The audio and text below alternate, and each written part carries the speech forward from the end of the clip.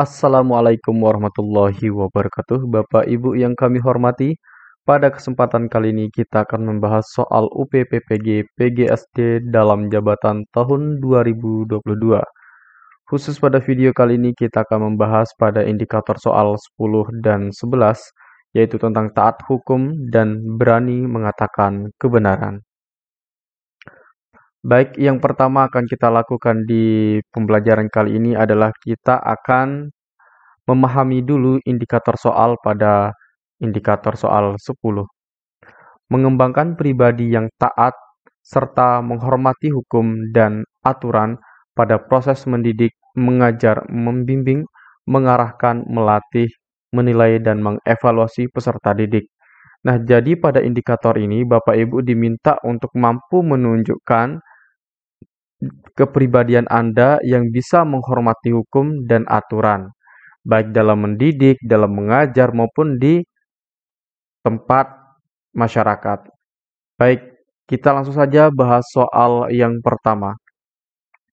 Kesadaran hukum warga negara dapat dilihat dari beberapa indikator. Anda adalah seorang pendidik. Di sekolah Anda terdapat aturan setiap guru dan siswa datang paling lambat pukul 07.00. Semua warga sekolah berperilaku menaati aturan tersebut. Kesadaran tersebut menunjukkan adanya indikator titik-titik.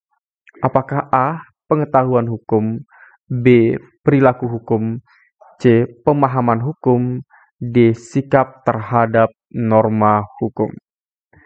Baik, jawaban yang tepat adalah yang B. Karena kita memilih jawaban B yang tepat, berarti kita menyalahkan jawaban A, C, dan D itu salah. Kenapa jawaban A, C, dan D itu salah? Mari kita bahas dari yang pertama, yaitu yang A. Yang A mengatakan pengetahuan hukum. Nah, yang kita ketahui tentang pengetahuan adalah cukup dia hanya mengetahui. Untuk pengetahuan saja, ini hanya cukup mendengar. Dia tidak perlu melakukan atau berperilaku mentaati aturan tersebut. Ya, kalau dia hanya pengetahuan. Jadi yang A ini salah. Kemudian yang C, pemahaman hukum. Nah, kalau pemahaman hukum, dia hanya cukup mencakup pada ia paham tentang hukum tersebut, ia mampu mendalami hukum tersebut, tetapi dia tidak melaksanakan hukum tersebut.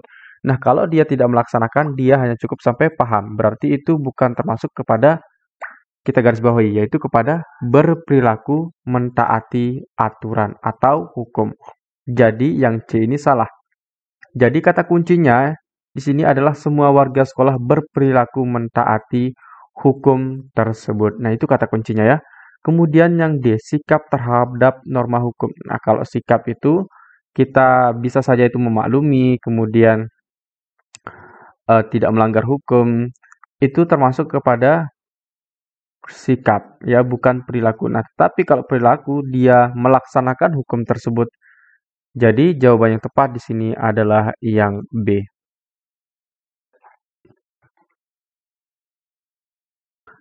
Baik, bagi Bapak Ibu yang berminat untuk mendapatkan e-book soal UPPPG PGSD yang kami sesuaikan dengan kisi-kisi tahun 2022, yang kami lengkapi dengan 450 soal, kemudian juga pembahasan serta kisi-kisinya, silahkan Bapak Ibu bisa memesan ke nomor WhatsApp kami di 081 803 358 023. Soal yang kami buat tentu soal yang sangat akurat karena sudah banyak yang membuktikan e-book yang dibuat oleh kami itu mampu memberikan pemahaman yang baik serta penggunanya itu 90%, 95% itu lulus ya.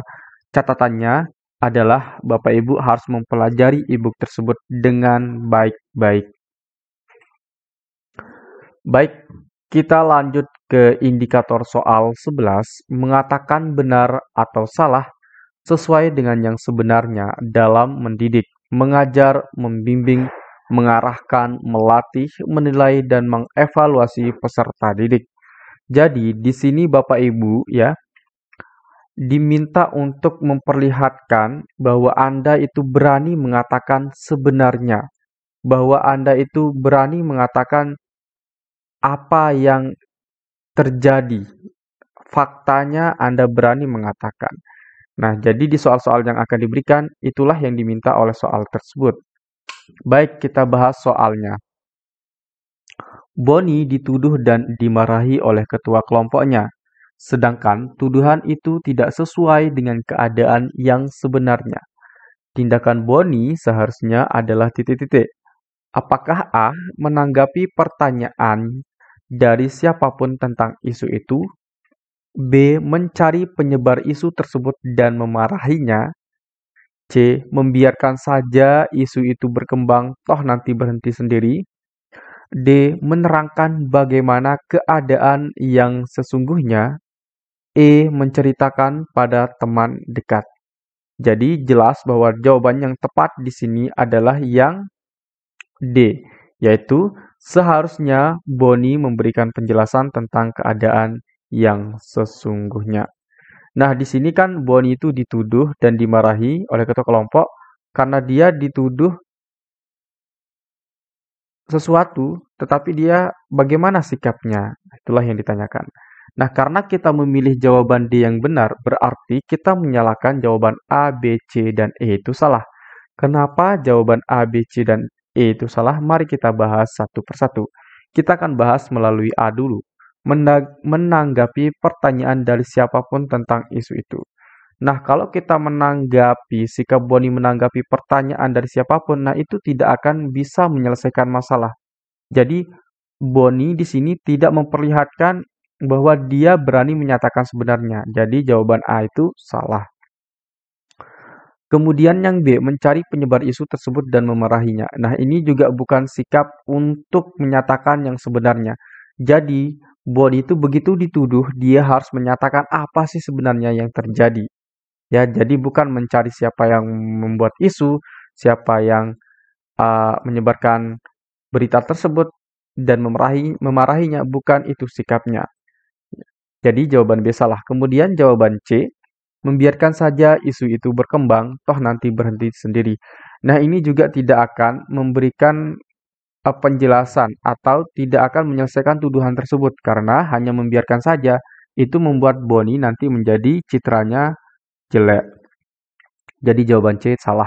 Kemudian jawaban E menceritakan pada teman dekat. Nah, ini juga bukan sikap yang tepat ya.